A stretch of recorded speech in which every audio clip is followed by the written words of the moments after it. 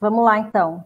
A primeira coisa que eu acho que vem à cabeça, assim, quando você fala, talvez falar sobre a diferença de planejamento sucessório e de sucessão familiar. Então, eu vou deixar essa pergunta para um pouquinho mais para frente, a gente poder esclarecer qual que é essa diferença.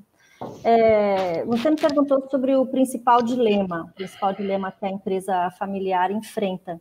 E aí, eu queria convidar vocês a pensarem a empresa familiar como dois sistemas que são interdependentes. O que significa isso? Significa que eles estão conectados e que existe uma interseção, né, entre a família, entre um sistema que se chama negócio.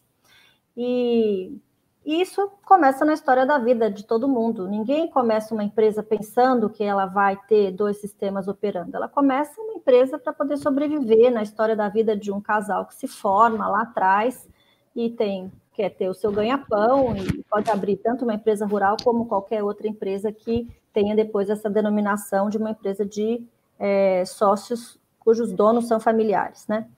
Então, voltando lá para o sistema, qual que é o principal dilema, né? Será que a gente dá mais peso para a família ou a gente dá mais peso para os negócios? Vamos entender um pouco como é que funciona cada um desses sistemas para entender essa questão. Veja só, na família, como é que funcionam as coisas na família? A família está sempre pensando na harmonia. Não conheço nenhuma família que não queira viver a harmonia. Mesmo que não viva, ela quer viver a harmonia. Já nos negócios, como é que a gente pensa negócio? A gente pensa negócio para ganhar dinheiro, é lucro. Essa é a orientação dos negócios, né? Vamos falar um pouco das relações. Como é que são as relações na família? As relações na família são permanentes. Aconteça o que acontecer, eu vou continuar sendo filha dos meus pais, vou continuar sendo irmã dos meus irmãos e etc. Já nos negócios, as relações elas são contratuais, o que significa que se em algum momento eu achar que eu não quero mais continuar me relacionando com aquela empresa ou trabalhando para aquela empresa, esse contrato é quebrado e aí essa relação se acaba.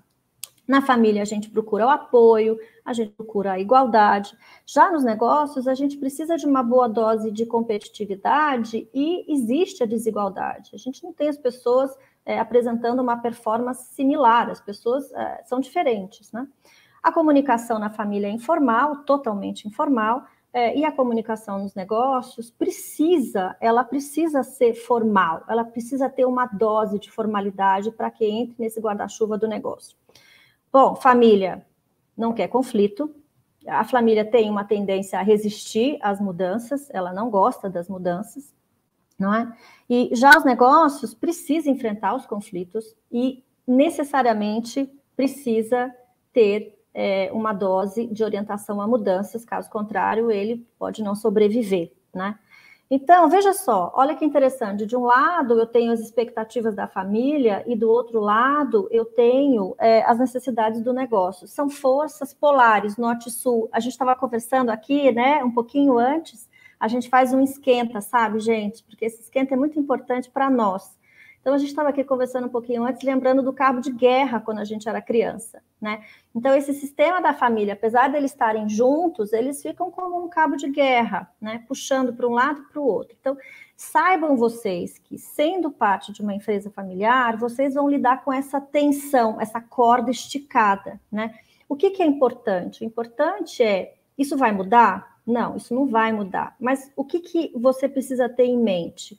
Você precisa ter em mente e ter a clareza de onde você está falando. Se aquilo que está acontecendo, você está se posicionando, pensando em dar mais peso para a família, ou se você está pensando em dar mais peso para o negócio. Não preciso dizer que, como tudo na vida, a gente fica procurando equilíbrio, né? Mas a gente sabe que esse equilíbrio ele é dinâmico, como a gangorra. Então, há momentos que você dá mais peso para o negócio, há momentos que você dá mais peso para a família. Esse eu acho que é o grande dilema. Às vezes a gente sofre por isso sem entender. Então, esse é o motivo de dizer para vocês, olha, se vocês se sentem confusos em algum momento nesse dilema, é porque ele tem essa explicação toda, tá? Acho que essa é a primeira parte, assim, Márcio, sobre os dilemas. Bastante complicado, né, Bia? É complicado, mas é possível, né? Eu acho que, na medida que a gente tem consciência de como as coisas funcionam, isso nos dá muito mais poder para lidar com elas, né? Enquanto a gente não entende, a gente fica perdido. Mas a hora que a gente entende um pouco melhor a dinâmica, nos dá um pouquinho mais de condição de trabalhar. Diga, Felipe. Pode. Sim, pegando a intimidade aí, vou chamar de Bia também. O que ela falou é muito importante com relação à questão da dinâmica. A holding, eu gosto sempre de deixar claro que esse trabalho, como a gente vai ver daqui a pouco, de holding familiar rural, ela tem tudo a ver com a questão da dinâmica. Eu gosto de falar que a holding não é estática em momento algum. Ela acompanha realmente esse movimento da família. Então, a gente trabalha uma revisão anual, que é interessante, porque hoje eu crio uma estrutura jurídica, societária muito forte, mas lá na frente, com o passar do tempo, pode ter alguma situação nova. Alguém que venha a nascer, falecer, algum divórcio, algum casamento. Então, todas essas situações têm que ser revisadas ao longo do tempo, para que a estrutura que foi criada hoje, ela seja mantida e acompanhando a evolução da própria família e do próprio negócio. Era só essa ponderação com relação à questão da dinâmica, que a holding ela acompanha essa engrenagem.